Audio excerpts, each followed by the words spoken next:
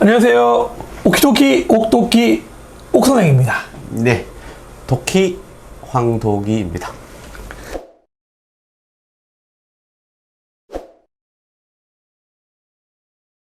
예, 잘 지내셨어요, 여러분들? 예, 잘 지내셨죠? 네. 수염이 더 무성해졌습니다. 아, 네네. 예.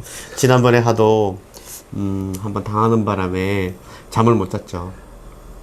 왜 잘 못 주무셨을까요? 네, 잘 보겠습니다. 알겠습니다. 자, 이제 곧 기말고사고요. 우리 기말고사 끝나면은 학생 여러분들 기다리고 기다렸던 서머 베케이션입니다. 그죠? 여름방학인데, 자, 여름방학 때 놀 거냐? 여러분들 어머님들은 절대로 그런 생각 없다는 거죠. 그래서 이제 여름 서머에 서머 캠프 이런 데 아마 보내려고 어머님들 중에 작정하신 분들 많으신 것 같거든요. 그래서 이 서머 캠프를 보내야 될까? 말아야 될까? 그거에 대해서 우리 저명하신 도끼 선생님과 함께 한번 이야기를 나눠보겠습니다. 일단 여름방학이 언제부터죠, 선생님? 여름방학이 이제, 일단은 기말고사가 6월 말서부터 7월 초까지 연결이 되거든요. 네네. 그래서 보면 7월 초 시험 보고 나서 시험 이제 시험 성적 처리하고 7월 한 15일에서 한 그 정도부터 시작해서 약 3주 정도 저는 왔다 갔다 해서 그래서 한 3주 정도 계획 잡고 있는 것 같습니다. 뭐 늦어지거나 빨라지거나 그렇죠. 뭐 네. 제헌절에서 광복절 그쯤 되겠네요. 네네네. 그 정도가 아마 주로 들어가 있습니다. 방학 기간일 것 같은데 보통 보면은 4주같이 안 되더라고요. 네, 보통 4주가 보면은. 안 돼요. 3주 조금 넘거나. 3주가 안 돼. 굉장히 짧은 기간인데 그 네. 기간 동안이라도 학생들 막 그렇게 막 캠프 같은 거 이렇게 보내야 될까요? 일단은 그게 이제 진짜로 완전히 진짜 좋은 효과를 받아온 학생들도 있어요. 네. 그것 때문에 이제 부모님들이 많이 보내고 싶어 하시죠. 네. 그리고 또 그냥 3주이다 보니까 그냥 쑥 지나가는 게 생겨서 네. 2학기 때 그쪽을 해서 준비를 좀 된 학생들은 2학기가 시작하면서도 바로 준비가 되어서 잘할 수 있지만 놓고 있었던 애들은 다시 시작해야 되기 때문에 아무튼 리듬을 많이 잃게 되죠. 그러다 보니까 부모님들은 많이 보내고 싶어 하시고요. 학생들은 대부분 좀 안 가고 싶어 하죠. 예. 근데 보통 이런 거 가면 이제 어머니 입장에서는 해방되는 느낌이 있으신 것 같더라고요. 그죠? 그렇죠, 아무래도. 예. 뭐 꼭 보내시라는 말씀 아닙니다, 어머님. 예. 일단 그 캠프 관련돼서 보니까 유형이 몇 가지 있는 것 같아요. 그렇죠. 구분을 해 주시면 어떻게 될까요? 그래서 이 캠프가 여러 종류가 있기 때문에 정말 우리 애한테 꼭 맞는 그러한 캠프로 보내시는 게 좋을 것 같고요. 기숙형도 있고, 그 다음에 도심형이 있어서 왔다 갔다 하는 경우도 있고, 그 다음에 여기 특히 이제 대치동 쪽에서 이런 부분들이 많은데, 뭐 스카이나 뭐 관리형, 독서실 중심으로 자기주도 학습을 하면서, 그 다음에 필요한 과목들을 단과 뭐 개별 과외도 하거나 이런 식으로 하는 아주 맞춤식으로 해주는 그런 형태가 한 3가지 종류가 있다고 볼 수 있죠. 그러니까 이제 아이들을 그러니까 뭐 옛날에 유행했었던 것처럼 뭐 스파르타식으로 그렇죠. 기숙학원에 딱 집어넣어서 7시 기상, 밤 11시에 네네. 재우고 그런 식으로 아주 그냥 꽉 짜여져 있는 틀로 할 수 있는 그런 기숙형이 있고 그렇죠. 뭐 산 좋고 물 좋은 데 같은데 이런데 아니면은 도심 지역에 있는데 도심 지역에서 마찬가지로 좀 스파르타식으로 하루에 뭐 12시간씩 공부시켜 주겠다.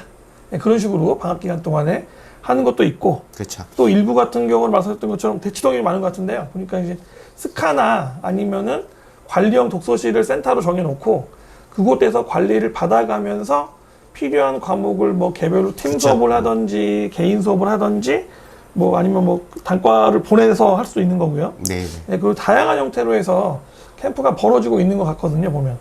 그리고 여기를 일단 뭐 보낸다고 생각을 하면 네. 우리 도끼 선생님 같으면 어떤 학생들을 꼭 보내실 건가요?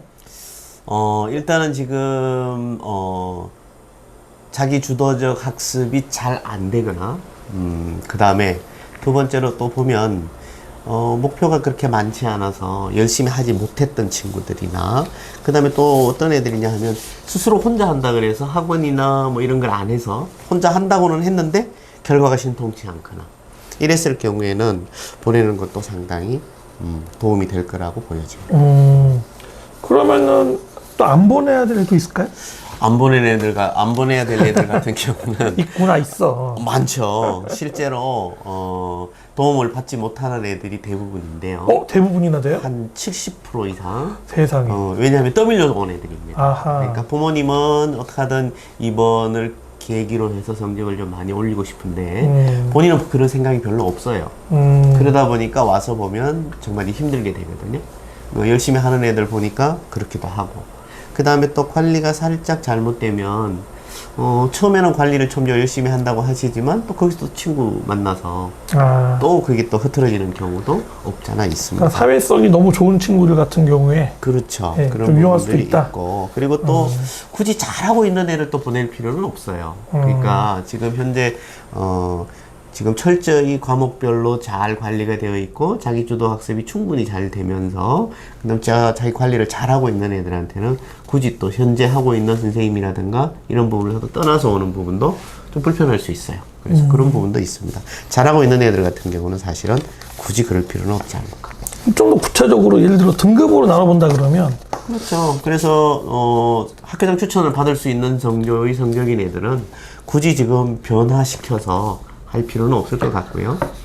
그러니까 예를 들어서 뭐 직윤을 받는다거나 고대 학추를 받는다거나 이런 정도의 성적인 애들 같은 경우는 스스로 관리가 잘 되어 있고 지금 현재의 학습 시스템이 자기한테 맞는 거거든요. 그래서 그런 학생들까지는 굳이 그럴 필요는 없지만 조금 이번 계기로 해서 좀 더 학습 방법이라든가 그 다음에 자기의 목표의식이라든가 뚜렷하게 하고 싶었을 때 이런 친구들한테는 도움이 되죠.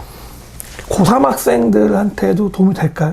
고3 학생들도 일부 학생들 중에서 도움을 받았던 애들이 많이 있습니다. 그동안.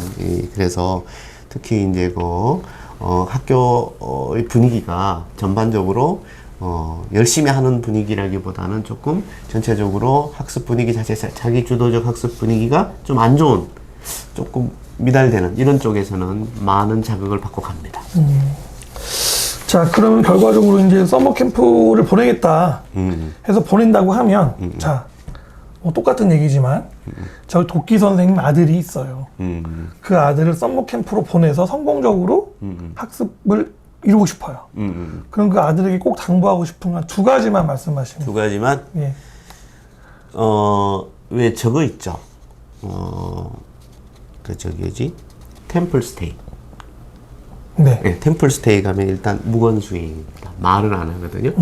들어야 돼요. 그래서 짧은 기간이거든요. 3주. 3주 동안에 뭐 어떻게 하고 이게 좀 그렇지만 3주가 짧기 때문에 그래도 한번 지켜볼 수 있다. 그래서 되도록이면 말을 아껴라. 친구를 좀 만들지 말아라. 만약에 우리 아들이면 워낙 얘는 또 이렇게 커뮤니케이션이 좋다 보니까 그렇게 놀다 보면 공부 안 할 것 같아요. 그래서 이번에 가서는 좀 말을 좀 하지 말아라. 마스크 꼭 하고 다니고, 대신대로 친구를 좀 사귀지 말아라. 그렇게 얘기해주고 싶은데 좀 어렵죠. 근데 그렇게 하는 게 맞아요. 그렇게 해야 공부가 좀 제대로 될 거라고 보여집니다. 일단 그 말을 하지 말아라. 하나 더 있다면 어떤 게 있을까요? 그리고 이제, 거기서 잘하는 애들을 좀 눈여겨봐라. 얼마나 열심히 하는지, 얼마나 많이 하는지, 걔네들을 주로 잘 지켜봐라. 예, 그래서 목표를 좀 높게 잡아라. 이렇게 얘기해 주고 싶네요. 일단은 그 스님들처럼 네. 여름에 한 거, 겨울에 정한 거, 그러니까 들어가서 조용히 혼자 무건수행을 한다. 그런 마음가짐을 가지고서 캠프에 가면 될 것 같고요. 그리고 이제 일단 들어가고 나면은 따라쟁이가 되자.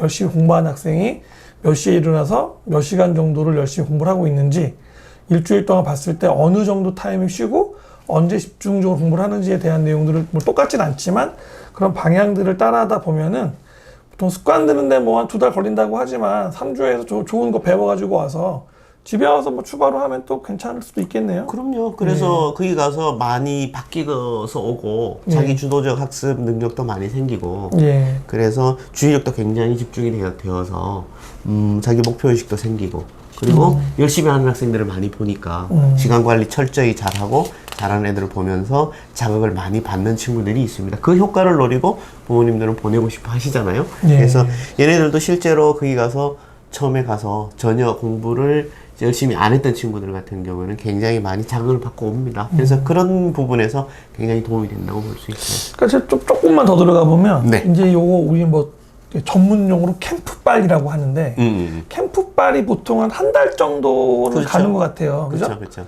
근데 이제 물이 좀 빠지려고 그래. 그게 케이스 바이 케이스인데요. 네. 그 캠프빨이 있어가지고 성적이 올라가면 탄력을 받아요. 네. 그러면 더 캠프빨이 좀 오래 가요. 근데 여기서 그게 만약에 실력이 잘 안 나오잖아요. 이게 보통 짧게 공부했다고 바로 성적이 올라가는 게 아니잖아요. 네. 근데 요것 때문에 성적이 바로 기대를 했는데 성적이 안 나왔다고 그냥 거기서부터 다시 또 흐지부지해지는 경우가 많이 생겨요. 그래서 다시 정신 차리고 또 윈터에 다시 오는 학생들이 많죠. 여름에 가신 분은 겨울에 또 가게 생겼어요. 예, 예. 결국 이거네요. 자, 2학기 중간고사에서 승부를 봐봐야겠네요. 그렇죠. 예, 캠프를 가실 분들은 예, 결심을 하실 때 무조건 2학기 중간고사의 승부를 보겠다. 그런 결의를 가지시고 가서 하셔서 좋은 성적이 나오면 제 생각에 그게 좋은 마음이 들면 아마 겨울에도 그렇죠. 꼭 캠프가 아니더라도 예, 자기 중심적으로 해가지고 자기주도 공부를 좀 잘할 수 있지 않을까. 그런 거를 노리고 그렇죠. 이야기하신 거죠? 예, 맞습니다. 예. 예. 알겠습니다. 이렇게 해서 간단하게 저희가 지금 그 윈터, 썸머 관련된 캠프에 대한 이야기를 드렸는데 저희가 뭐 무조건 무슨 캠프를 가라 말아라니 그런 건 아니고요. 핵심적인 거는 그 학생들이 방학 기간 동안에 놀려고만 할 수도 있는데 그렇죠. 그러지 말고 의지를 가지고 의식적으로 공부를 열심히 하자. 그리고 주변에 이제 좀 잘할 수 있는 친구들이 많이 있다 그러면 그걸 따라하다 보면은 자기도 모르게 습관이 들 수 있으니까. 그렇죠? 예. 또 공부 어차피 습관이잖아요. 그렇습니다. 예. 습관에 관련된 내용들을 잘 잡아보자. 그런 의도를 가지고서 예, 영상 만든 거니까 여러분들 오해하지 마시고 예, 저희가 무조건 무슨 캠프를 가라. 그런 거 아니니까 오해하지 마시고 하지만 공부를 내가 잘하기 위해서 습관을 잡기 위해서 어떠한 노력을 해야 될까? 예, 그거에 대해서 고민하다 보시면은 하나의 좋은 계기 또 그렇죠. 동기를 네. 만들 수 있을 것이다. 라는 점까지 이야기 드리면서 오늘 영상은 여기까지 네. 마치겠습니다. 감사합니다.